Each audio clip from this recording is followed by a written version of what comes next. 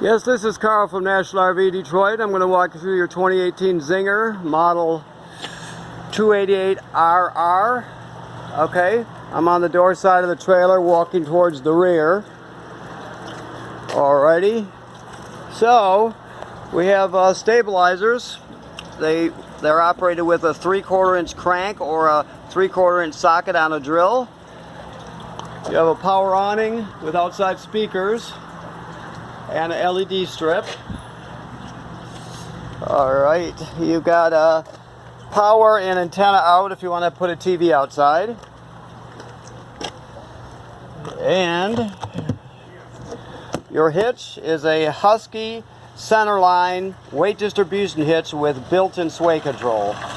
So we'll show you how that operates when you get here to pick it up. Let me excuse my camera work here for a minute. Okay. This is your crank for your stabilizers here. This smaller crank right here is in case your tongue jack fails. You have a power tongue jack, so if it was to fail, you can unscrew this and put that crank right on there, and you can operate it manually. Okay. All right. So also you have a deep cycle marine battery, 2 LP tanks. This hookup here is just in case you wanted to add a solar panel to charge the battery. That's just a Furion brand there, but you would plug it in there, okay? All right. So as we move down the other side, you have your water heater. Now your water heater, the switches to operate it are inside the trailer. But I just need to show you, this is where you drain it right here. Okay, this is the pressure release valve right there. Never pull the pressure release valve with hot water in it or you'll get scalded badly. All right. This is your black tank flush. While we're here, let's look at the valves. So, okay. So the black valve is for the black tank sink and shower water. I'm sorry. Let me correct myself here. The black valve's for the black tank, which is toilet water and waste. The gray tank is sink and shower water. So you put your hose on here, put the other end in the dump station, then you'll pull the black tank first, just because it's the dirtiest of the two water tanks. So you'll dump the black tank, toilet water and waste. Then you'll dump the gray tank second, because it's cleaner dirty water and it'll clean out the hose a bit. But then you would leave the black tank valve open, and then you can come up here to this port here, which is your black tank flush. You would screw the hose onto it. Like it says here, always make sure the black tank valve is open before you turn the water on, okay? So you would turn the water on and spray the inside of your black tank out. It'll clean off your sensors, that sort of thing. Get your black tank nice and clean. Okay. Also, while we're here, these two lines here are the low points of the plumbing. You use that during winterizing and de-winterizing. They're just called the low points. All trailers have them. Okay. This is the service panel for your refrigerator here. This drain hose should always be hanging out. This is the drain for the condensation that's generated by the refrigerator. Okay. So, let's see, you can, generally when you're getting water to the trailer, you'll just come over here to the city water hookup and you'll put your hose on there, turn it on, you're ready to go. Okay? On those rare times where you don't have plumbing on the campsite, you can come over here and you can pre-fill your fresh water tank right here. And you can use the onboard pump to pump the water when you get to the campsite. So even if you don't have city water hookup on the campsite, you can still pre-fill your onboard fresh water tank and everything operates like you do have city water in the trailer. Okay. This is your power cord. It's a 30 amp cord, 30 feet long. This is just an outside shower for hosing things down, kids and dogs and feet and what have you. Okay, these are vents. Your garage has a vent on each side. This is just campground cable through to the inside of the trailer. Okay, so it stopped raining enough here to to show you the garage door here. But now, that housing up there tells us that this is pre-wired for a backup camera. If you get one, it has to be a Furrion camera that fits into that housing. Also, while we're looking up here, you gotta go up on the roof and inspect the roof 3 times a season is what's recommended by the manufacturer. So you're gonna go up in the spring and in the fall and once in the middle of the summer. You walk around up there, you check all the sealant on the roof, and if you see any cracking or separation starting, you get it taken care of immediately. Odds are you'll go up there many times before you have to seal anything, but that's why you go up there and inspect it, just to make sure, so you can protect your investment and make sure your trailer is nice and dry inside, okay? All right, so we'll open this one here. Then, see this door has counterbalance springs on it, so it's not real heavy. We'll do this one here. Oh, it's hard to do this while I'm doing the camera too, but I'll do my best here. So you come down with it, let it down, like so.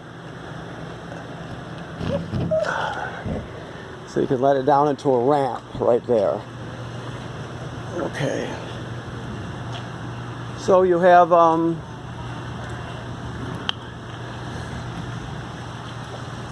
your couches will turn into a bed. They'll also fold up out of the way like this one is on this side. Let me show you. I'll get a better angle. So that one's folded up out of the way. That one's in a couch position. You can also fold them down to a bed position. Okay. All right. So let me come around here to the inside. You have a power awning, like I stated. The switch is inside here. You just want to remember that never leave the awning out unattended. If you're not at the campsite, you want to roll it in. It can get damaged in just a split second when the wind whips up, so you always want to be at the campsite if it's rolled out. You roll it out until you see the awning tube. It goes out 8 feet, and that's how you know when to stop rolling it. You have a LED strip up there, okay? This is your monitor panel here. Now, I told you there's an onboard water pump, right? In case you're pumping your own water from the tank, or you also would use this water pump during winterization, but you turn it on right there. Your water heater on gas is here, electric is here. Always make sure there's water in the water heater tank before you turn it on. Alright, then you can check your levels here. Your battery is charged. You always want to check it when you're not plugged in. Fresh water has about 1/3 in there, but we're still water testing it. It'll graduate up in 1/3 increments till it's full. Black tank is empty, gray tank is empty. Once you get up past 2/3 with the black and gray tank, you got to think about dumping them. Okay. Your radio here, it's obviously an AM/FM radio, but you can stream off this USB stick here, so you can take all your favorite albums with you. You can hook up wirelessly with Bluetooth and stream off your phone or tablet. This is an HDMI in to the system if you need it. You have 2 speaker zones, zone 1 and zone 2. Zone 1 is inside the trailer, zone 2 is outside of the trailer, okay? All right. Your refrigerator is a gas absorption refrigerator, meaning it'll run on LP gas plus 110 AC. So it's very simple, you just turn it on, then you're gonna go to auto. Auto means electric. The reason they call it auto is because it automatically searches out electricity. If it can't find it, it'll automatically switch to gas, but electricity takes parameters, so it'll always seek it out first. Also, if you have a power failure and the electricity goes out, it'll automatically switch over to gas for you, okay? And you can run it dedicated to gas just by doing that too, but if it can't find electricity, it will go to gas. Also, this device here is a thermistor. Like the sticker shows you, the higher you go with it, the cooler it gets. So you basically want to have that up all the way, as far as you can make the cord reach. And occasionally you'll have to back it off, but generally speaking, you want it up all the way. All right, I don't know if the gas is on here, but either way, we'll talk you through it. It is. So you spark to the clockwise with this, and it will actually light each burner. You got a knob for each burner, of course. For the oven, you need a grill lighter with a long neck on it. Back here, all the way to the back, down there is a pilot light. So what you'll do is you'll take this knob and you'll go to pilot and depress it and hold it. So you're holding it in. You'll come down here with your lighter and you'll spark the pilot light till it lights. After it lights, you're still holding this in, of course. You hold it for another 10 or 15 seconds after it lights to heat it up. Then you go to operating temperature, whatever one you want. Cycles like an oven does, but when you shut it off, keep in mind the flame goes out obviously, but so does the pilot light. So you have to relight the pilot light each time you use the oven. Also, this device here is your power converter. It converts 110 AC down to 12 volt DC. So you got regular household circuit breakers on this side, and they're labeled. Then the power is converted over to 12 volt DC on this side. You have 12 volt fuses that are labeled. Now if the fuses ever blow, they'll actually light up and you can see them through this plastic here. So you'll know. Also, when you're plugged in, this is a battery tender. It'll always keep your battery up front charged as long as you're plugged into shore power. Okay. Alright. So, of course that's your range hood, the fan and the light. The microwave works like any other microwave. TV, of course. You recognize that. Alright, let me see. There's a thermostat in here somewhere. Let me find it. Let's see.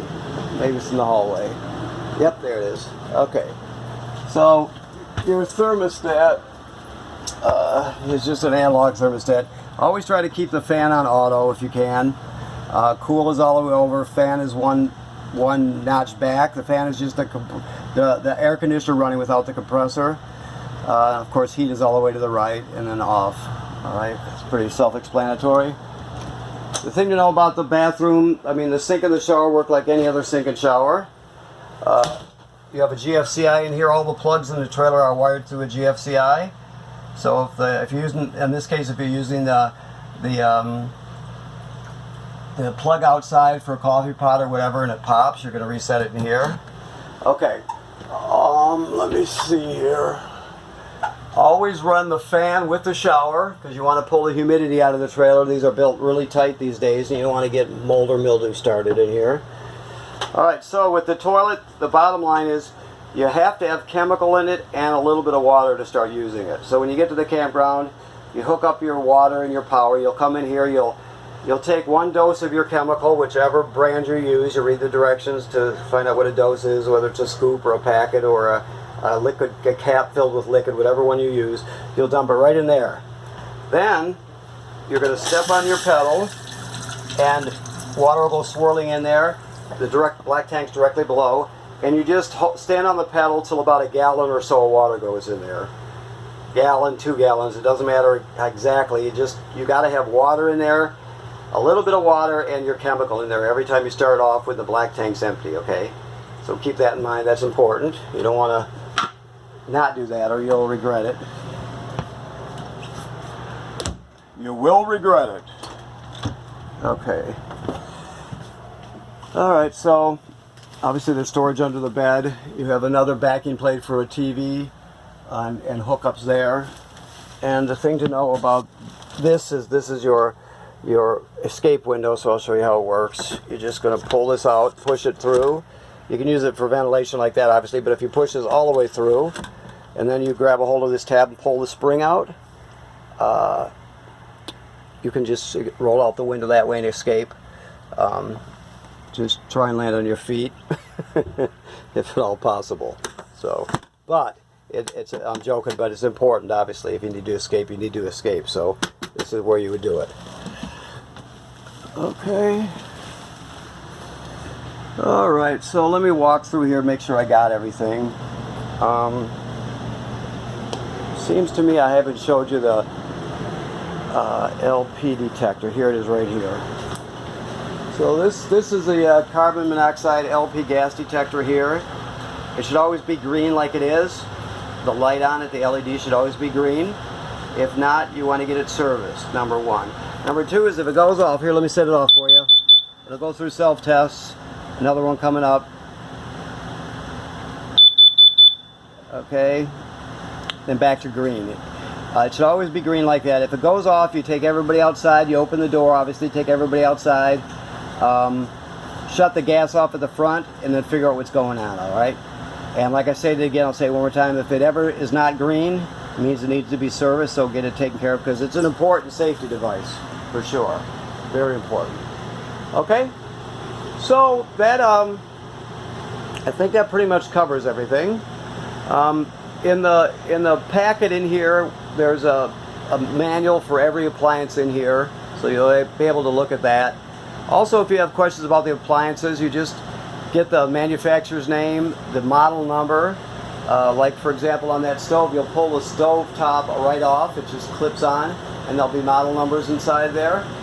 And you would type it into your search engine and you'll find manufacturer's videos or downloadable PDFs, although you have a paper PDF for this in here already. But just for an example, you can find any information online, which is the product, the manufacturer, and the model number. So you can always get information that way. Also, you have to winterize this trailer, obviously, and you cannot get antifreeze into the water heater tank. You have to bypass it before you pump any antifreeze into the system, so you have to learn about that if you don't already know.